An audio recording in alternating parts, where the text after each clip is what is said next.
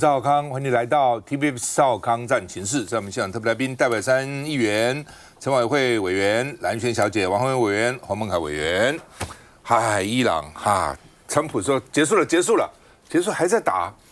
川普说第一个小时就结束了，他们搞了10几天，既然第一个小时就好了，就宣称伟大的战争已经结束了，49个头都没有砍了，其实可以宣布了。其实那时候就可以宣布，那时候没有宣布打下去，认为人民会起来抗暴，人民没起来抗暴，所以就一直拖，然后这2天一直说伊朗什么都没有了，飞弹也没有了，无人机也没有了，空军也没有了，海军也没有了，但伊朗还在发射啊，各种弹啊，无人机啊。川普说，虽然胜利了，还会继续打，但是呢，已经没有什么可攻击的目标了，这在讲些什么？那又怎样呢？所以白宫内部已经出现应该退场吧。那是不是缩小在中东的军事介入啊？不要这样，把以色列事当自己的事哈。川普政府说打了伊朗前6天花了113亿美元了啊，但对美国这是小钱了。那另外呢，这个现在已经第13天了，川普想抽身吗？伊朗总统说3个条件，你可以抽身，3个条件，哪3个条件呢？第一个，承认伊朗的合法权利。那承认你，我干嘛打你呢？承认你的合法权。第二个要支付赔偿，你现在炸掉我多少东西？油田啊，什么学校啊，乱七八糟一大堆，你要赔偿。第三个，未来你不可以再侵略我，你要提出国际保证。问题是就算保证有没有效，我也很怀疑了。川普也不可能同意嘛。那因为美国现在叫伊朗无条件投降。那这个伊朗现在提出来的，就你美国呢无条件要承认我这些事情，他怎么可能承认呢？最主要是他那个小学被打，川普开始说是伊朗自己打的，后来又说飞弹是美国的，后来又说可能伊朗发了美国的飞弹，伊朗怎么会拿到美国的飞弹呢？那现在呢 CNN 也说是美国，那说因为用了过时的情报，什么意思呢？2013年的时候，这个学校跟这个卫队的军事建筑在一个园区里面，但是后来这个学校有围墙把它跟他们隔开了，说这个情报呢，在2013年的时候，在一个园区，2016年的时候围栏分开，而且各有独立的出口，结果呢，这个情报可能认为还在同一个园区，还以为这个小学呢，我觉得就乱讲，不通的啦。美国情报做那么好。以色列情报做那么好，你现在头在哪里？什么时候上班下班？要把你们斩首，通通给斩掉了。新的国防部长，新的这个什么军事的这个指挥也被他们打死了，那么厉害。2013年、2016年，现在2026年，情报还会错？乱讲，我才不相信呢但是他现在找理由来推脱了那现在呢 ，CNN 说查证，因为他们有碎片嘛，说果然呢。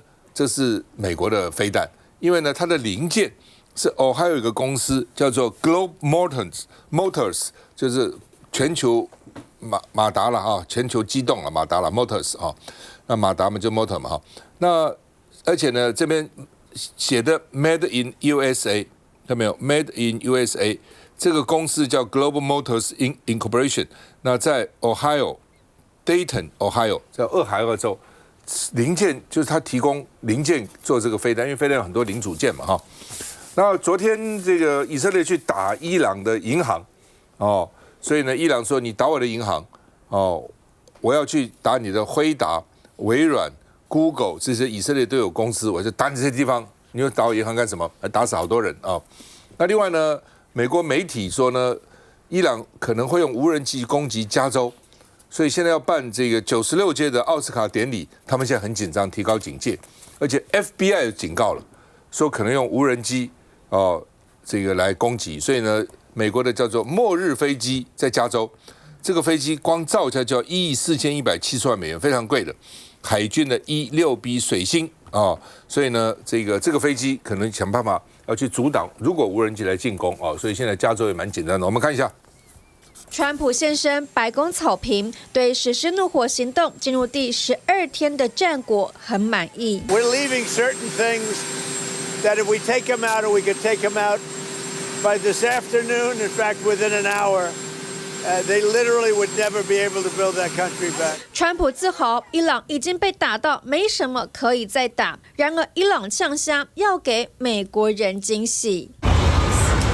就在这敏感时刻，白宫附近的特勤局栅栏被一辆箱型车撞倒，发生在美东时间11日清晨，无人伤亡。警方随即封锁周边道路。警车坐镇好莱坞星光大道，还加派人力巡逻，因为 FBI 警告伊朗可能从海上发射无人机攻击美国加州。不过，伊朗确实更加仇恨美国。官方公布照此上百名学生的战斧飞弹残骸，清楚看见由美国制造雷神公司的标记。As Commander-in-Chief, do you For what? for the strike on the school in Iran? A new report says the military investigation has found it was the United States that struck the school. I don't know about it. 美国否认攻击学校，然而《纽约时报》揭露，确实因为过时情报误炸女校。其实，这个战争一开始啊，那带震惊国际的就是这个伊朗小学，现在有182个学生罹难。那其实种种迹象，其实都指向其实是美国人干的哈。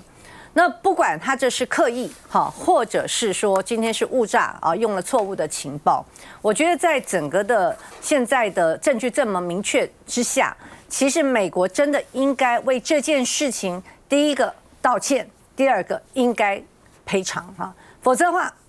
我们知道，其实全世界现在有这么多的战争，其实有很多都已经犯了战争罪，因为你攻击平民，更不要说你今天攻击的是这个小学，造成小学生的死亡。我觉得美国作为全世界的第一大国，我觉得至少这样子的一个责任要有的。虽然我们现在觉得说啊，你川普啊都很霸道，川普呢也都这个很疯狂。可是问题是，我觉得全世界的秩序如果可以这样就赖掉的话，我觉得以后一定一发不可收拾。所有一般老百姓，甚至小孩子的性命，老实说，都很可能在未来的战争之中就白白的牺牲掉。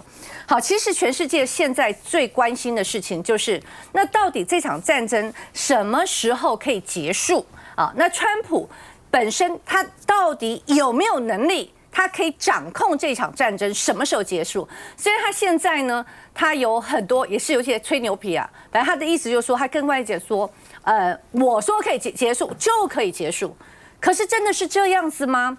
因为这一场战争除了美国之外，还有以色列哦。以色列，如果你今天说，美国川普很疯狂的话，以色列可以比他疯狂10倍、20倍。你看以色列在对这个在加萨走廊对哈马斯的时候是用什么样的手段？是一路打一路打一路打，就是一定要打到你完全没有那个反击的能力为止。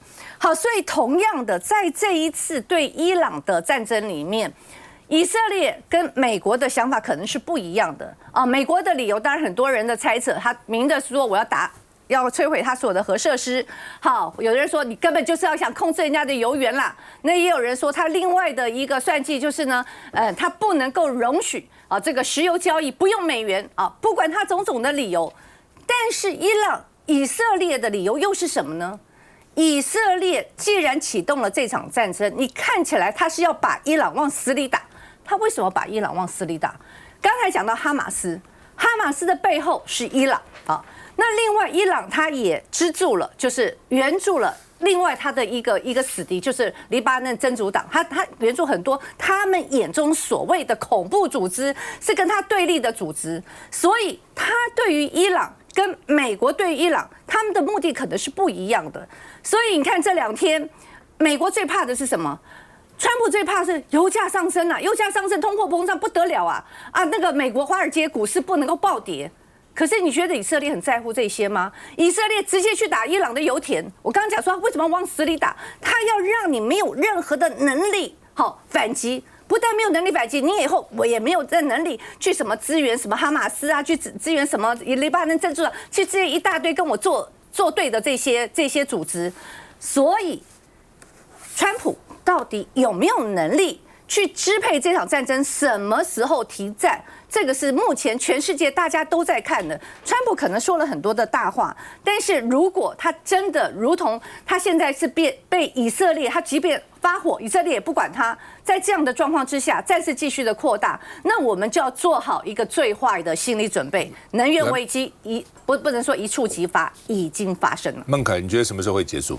我觉得结束的定义是什么？这要看清楚。这一个分2个层面，军事层面来讲的话，确实现在伊朗已经被不管空袭也好，不管摧毁也好，一大部分的火力军事能力是下降的。所以你说现在伊朗也没有办法发挥大规模的正规军，说对美国、对以色列全面开战，这是对伊朗来讲现在做不到。但另外一方面，政权伊朗内部有没有轮替？如果没有轮替的话，对伊朗人来讲，他就是先稳住他们内部的政权，但是后续你这个战事可能延续很长的一段时间。所以可能对美国一开始他的如意算盘应该是快速斩首，斩首完毕之后鼓吹政党轮替、政权轮替，然后之后结束战争。但目前现在看起来是，即便斩首完毕之后，但目前伊朗内部对于反美、反以色列这样的一个情绪都还是持续升温的情况下很难。而且再来，虽然川普讲说没有什么多目标或是大目标的攻击可以再攻击了，可是有一句话讲啊，叫穿皮鞋的怕穿草鞋的。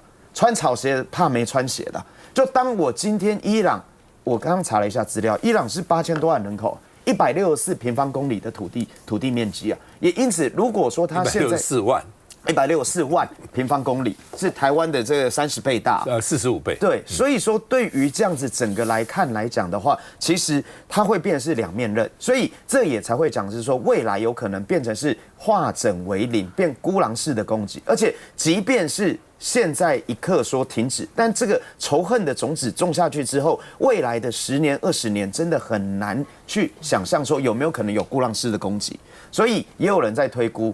接下来的几十年里面，美国本土一些大型的活动，或者是世界各地美国的本土企业或是美国人都要相对来讲比较小心。这不是危言耸听。你看今天的报道也出来说，伊朗也放话，有可能会去攻击海外的辉达或是海外的微软。某种程度上，它就是变成美国本土企业会变成另外一个替代品被报复的对象。所以你说什么时候结束？我们要问的是现在。仇恨的种子种下之后，你这样子要化解需要多少时间？当时俄罗斯打乌克兰呢，以为10天之内会结束，现在已经超过4年了，还在打。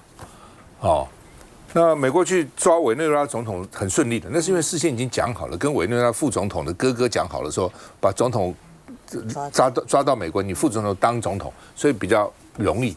那伊朗不太一样，他们本来原来当然是伊朗群众手上街头啊，的确有伊朗政府他也杀了不少人，现在数字不一定了，有的说几万，有的说几千。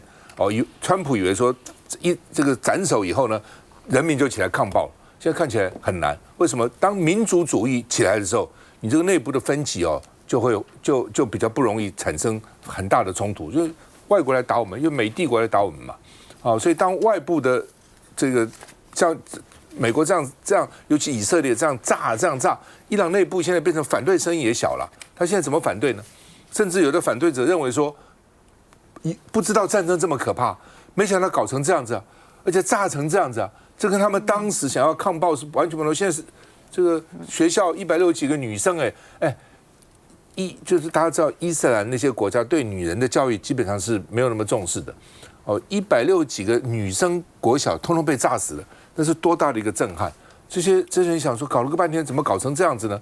所以他们要抗暴，要把这个政府政权把它推翻的这种的动力也会少很多。所以跟川普原来设想的完全不一样。休息一下再回来。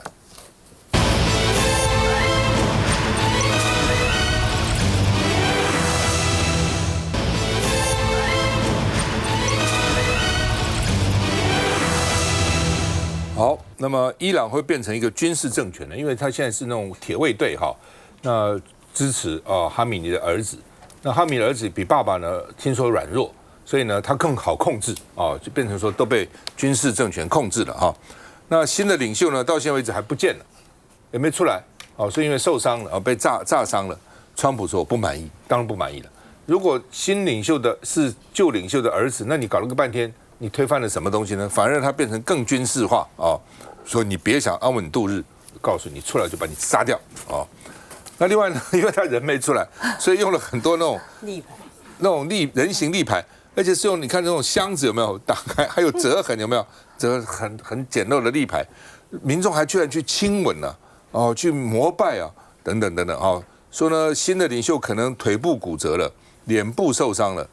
甚至还一度传出他可能被炸得昏迷了被在空袭当中那所以现在不敢露面，一露面可能就被真的就被斩首了那英国卫报是说呢，虽然受伤，但是无碍，因为呢，伊朗的战争机器已经到了自驾的轨道，就是说什么人都没关系，他自己就会运转那些指挥官下面都有三层。这个死的还有一个替代，还有3层，政治领袖有4层所以呢没关系所以呢他无碍，谁当领袖也就无碍那另外呢，《纽约时报》说，川普是误判伊朗的反击，以为说很容易就解决了，没想到伊朗会这样子这个抵死不从，说官员也不敢讲真话讲真话，川普火他就把你 fire 掉了那路透社说，以色列官员坦言，不确定伊朗政府会因为战争垮台。他们当时一定跟川普讲说，你只要炸他就垮了。现在说也不敢确定了那美国情报的评估说，伊朗政权是很稳固的不容易推翻它，恐怕要派地面部队。但是派了地面部队，事情就大条了。地面部队进去以后，你出得来出不来呢那川普说没什么了不起，我们已经击收了28艘伊朗的布雷舰，昨天说16艘，今天变28艘。那就是因为伊朗很多布雷舰，那个小艇也可以布雷嘛，水雷怎么有多难布呢？所以呢，伊朗听说好几百艘舰可以布雷，那达成了28艘，听说还有几百个水雷那另外呢，伊朗的无人机计划，川普说呢也被我们摧毁了那结果呢，有一个泰国轮，你看这边写 Bangkok， 看到没有这个曼谷那被伊朗攻击。那荷姆兹海峡另外一个赖比瑞亚籍的货轮也被打那不是说台湾可以不打吗？等等我们谈那这个有2个油轮伊拉克境内它有2个油轮被伊朗攻击，死了1个人，所以伊拉克宣布所有的石油港都关了，因为这个伊朗会来打那你看这2艘伊拉克的油轮陷入火海，那伊朗是出动装满炸药的船去攻击，他现在常用无人机无人艇再去炸你去炸你，它成本很低嘛。那一连有3天有货轮在荷姆兹海峡被打，泰国刚刚讲泰国轮起火而且3个失踪了，日本的货柜轮ONE 也被打然后呢马绍尔群岛的散装货轮也被打然后呢泰国货轮也被打那伊朗说他准备长期消耗战，要摧毁全球的经济油价呢给你上到200块，看你怎样那本来说台湾的船有5个国家，因为台湾跟以色列也没邦交，跟美国也没邦交，所以伊朗说这很好，台湾船可以过，所以航运股也涨。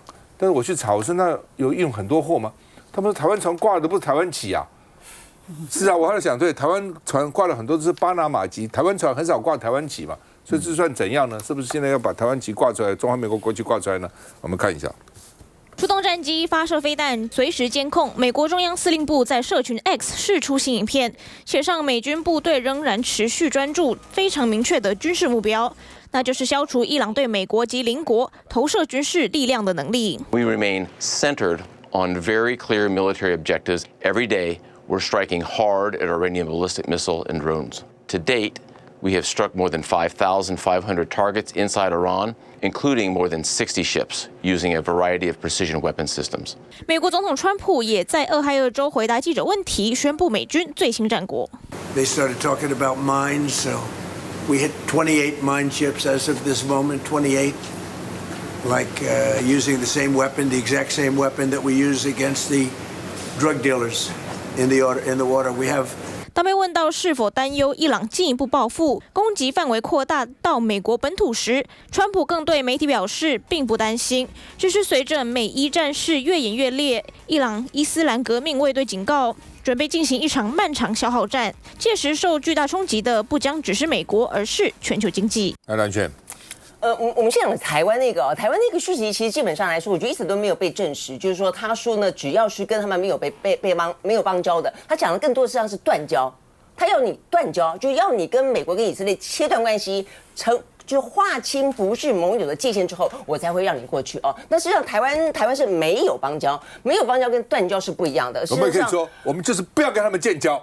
你如果说得出口的话，如果像赵先生那么有魄力，我们就是不要跟美国建交，你怎么样？我们就讨厌美国。但是我们并不是讨厌美国嘛，我们就算跟美国没有邦交，大家都知道我们是美国非常非常重要的，你不要讲盟友了哦，就是说是一个跟班，是一个小老弟哦。所以我觉得这部分的话呢，事实上一直没有看到这个伊朗方面有真的说这个台湾船这个没有邦交的船都可以过去了哦。那再来就我们刚刚谈到那么多其实目前看起来的话呢，很显然的，我觉得这个对川普来说，他最新到现在为止。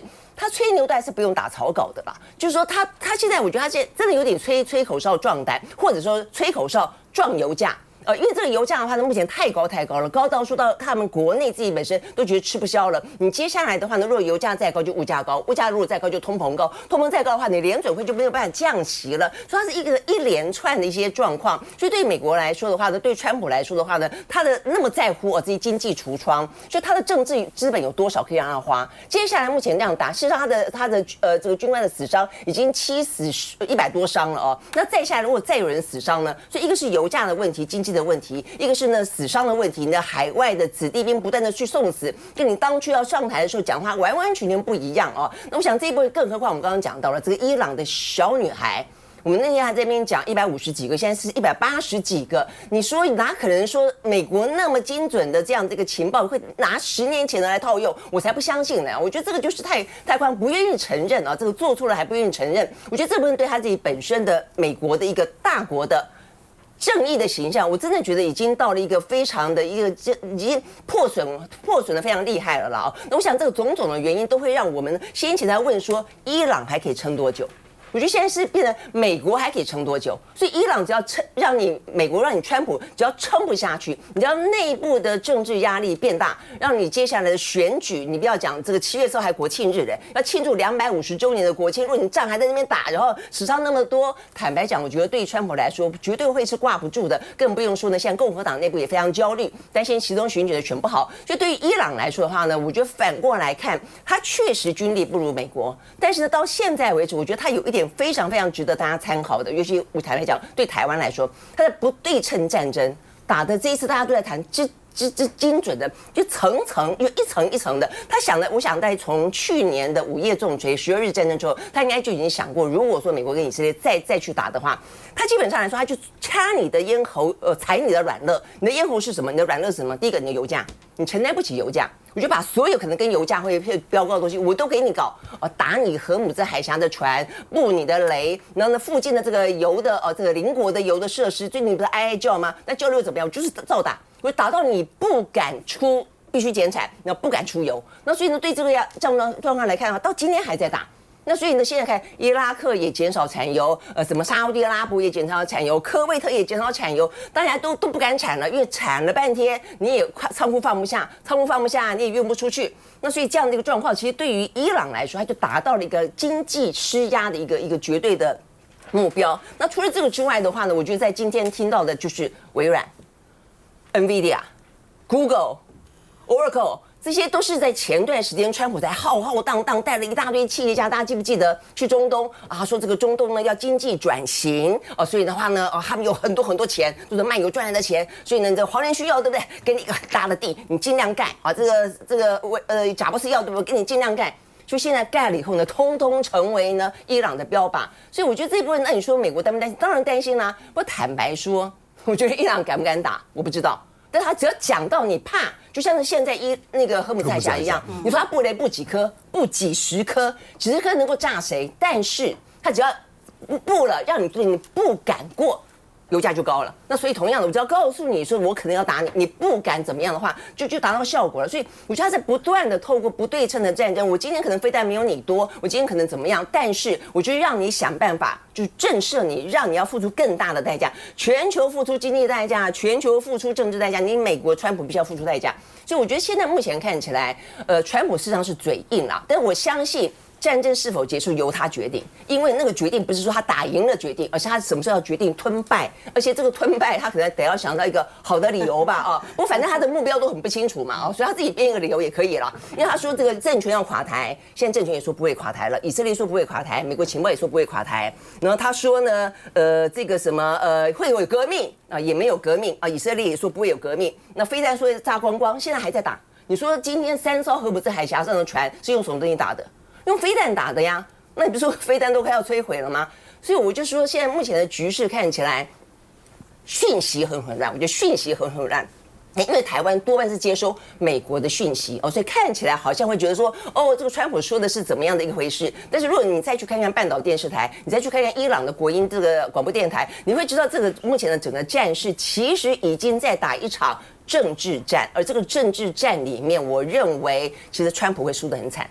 对，你说要看，除了看 CNN， 你看看 BBC 啊，什么都不太一样。BBC 也比 CNN 好。哎，对。那另外就是说哈，这个没有一场战争是一样的，但是是可以作为参考的。我们以前常常讲说，如果老共封锁台湾海峡，我们的天然气怎么办？现在老共没有封锁，你看荷姆兹海峡，封锁了荷姆兹海峡，台湾都可能会受到影响。哦，那另外就是说，刚刚蓝泉讲的，就是说我不一定要真打，我只要放话你就很害怕。道理很简单嘛。今天这些游轮啊、货轮那个船长、船员都是被请的，老板后面有人了，他不是老板啊。你不要以为那个船长，船长不是老板，船长只是帮你开船而已啊。当你说你可能有生命危险，你叫他过，他为什么要过啊？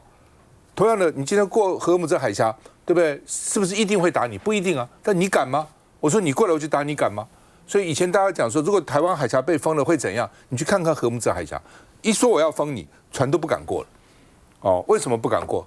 没有人要拿自己生命开玩笑，这老婆孩子家里都有人啊，那我就船就要过，打沉了怎么办？所以只要放话，他就不敢。哦，为什么？因为那都不是老板嘛，老板可能还想杀头的生意没人做，赚这个有人做，这个赔钱的生意没人做。当你不是老板，你看现在。因为周休2日现在要什么加班费等等，很多礼拜天那个小店在那边做的都是老板娘，你知道，员工他不要做，老板娘自己下去做，除非是他自己开船，他可能冲一下满船的货物，只要那个是聘过来的人都不给你冒这个险。休息一下再回来。